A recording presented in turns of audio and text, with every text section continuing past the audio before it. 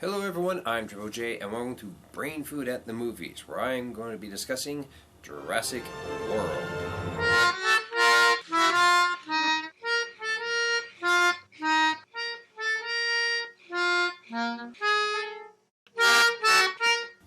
Now before we go any further, just a warning, there are going to be some spoilers here. Hopefully I'm going to keep them mild, but if you feel that they might be too much and you want to go see the movie just fresh without any of my influence, of my opinion, stop right here. First off, the good. I found that this movie had some really nice nods to the first Jurassic Park movie, such as the John Hammond statue that you see in the visitor center, as well as the old visitor center from the old park that the two main kids visit later on in the movie. However, it absolutely stands on its own. You don't need to see the other three movies in order to truly enjoy it. Chris Pratt was really fun and entertaining.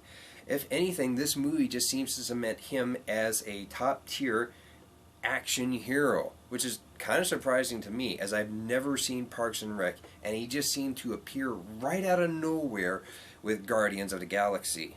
One of the raptors, named Blue, has an absolutely awesome, great big damn hero moment, and when it happens, I almost got out of my chair and cheered. It was just that great.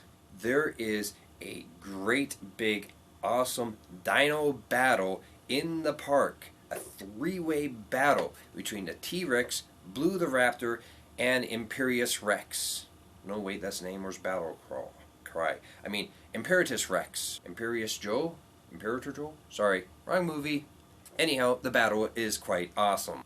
When this movie portrays a very tense moment, it is very tense. I actually found myself gripping the armchairs, the handles of my chair quite hard when it happened.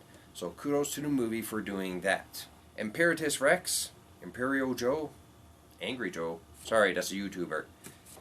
Very, very scary.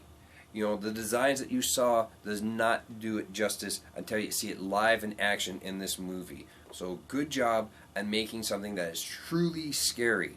The only thing scarier that I saw were the xenomorph T-Rex hybrid that the current artist of the Rat Queens, Steven Shetsjet, sorry, screw that up, drew.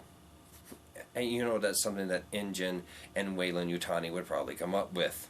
And now for the bad. And it's of my opinion that the bad almost completely outweighs the good of this movie. For example, there are a number of subplots that just serve almost no purpose. For example, the two main kids in this story find out that their parents are getting divorced. What importance of this is this to the overall arc of the story? Does it pan out at all? The answer to both questions is no. At one point in the movie, Henry Wu and his researchers completely shipped off island for his safety.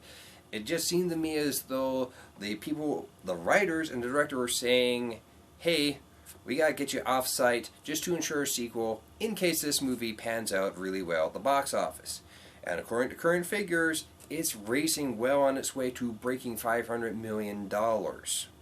So, yeah, they shipped them off for the sequel. What I found very tiring was the sexism in this movie. It was just really prevalent in a lot of small ways that really dragged down the humans of this movie. For example, we have Claire, played by Bryce Dallas Howard, and her relationship with Owen Brady, played by Chris Pratt.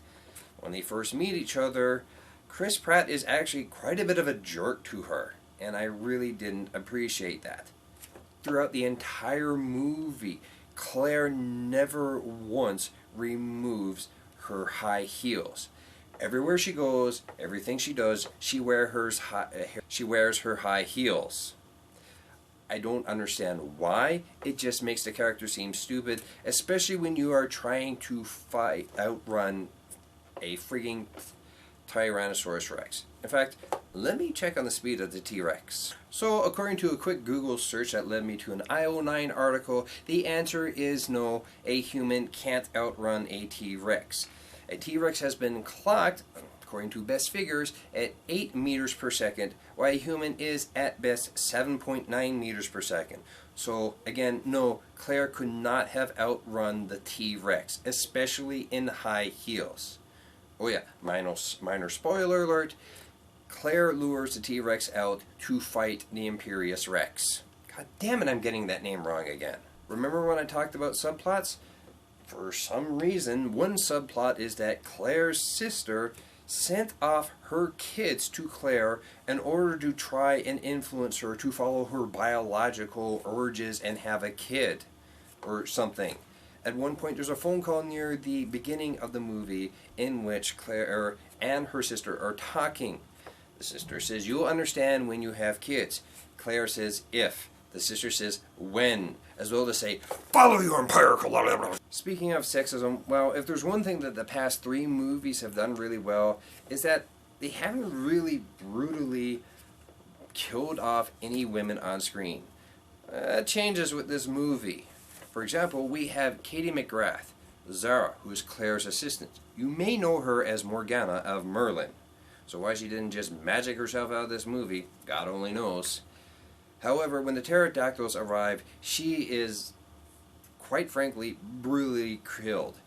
It's a bloodless kill, but she's killed like twice over. A pterodactyl grabs her, tosses her into this giant aquarium where a giant water-faring dinosaur is, and as the pterodactyl is trying to eat her, the swimming dinosaur eats them both. So she's literally killed twice over. I don't know why they did this, and it really comes off as needlessly brutal. The humans in this movie do a lot of stupid stuff in order to move the plot along. One of them is at a point in the movie where they are trying to track down the Imperious Rex dinosaur with a helicopter and a minigun attached to it. There's no experienced helicopter pilot except for Masrani, played by Irfan Khan. He's the owner of the island. Heck, he's the owner of InGen, from all that I could see. Has very little experience and made his helicopter pilot trainer puke after one flight. So he's the perfect candidate to fly a military mission. It doesn't go well. However, if there's any reason to see this movie, whether you wait to see it on Blu-ray that a friend bought or see it in theaters currently, it's got to be for the margarita guy. At one point, when the pterodactyls are tearing down to the mass of humanity that are gathered around the restaurant area, you see in a brief part, maybe 3 or 4 seconds long, a guy holding up like 2 giant things of margarita glasses filled to the brim and rushing off screen with them. It's as though he's saying, "God damn, these dinosaurs are here to kill me, but fuck it, these are expensive drinks." And we've all been on vacation at one point or another in our lives. We know how much they charge for these drinks that we can make at home by ourselves for like a fraction of the cost. They're probably like $30 each. Go margarita guy! Overall, while this latest Jurassic Park movie was a fun ride, it was also a pretty mixed bag that was dragged down by almost entirely by the human element. You could either wait for a friend to buy it on Blu-ray or watch it on Netflix, if it comes out on Netflix, or see it in theaters. You'll have a good time, but you'll be disappointed in the human characters, I have to say. I'm Triple J. That's all I got left to say. Take care.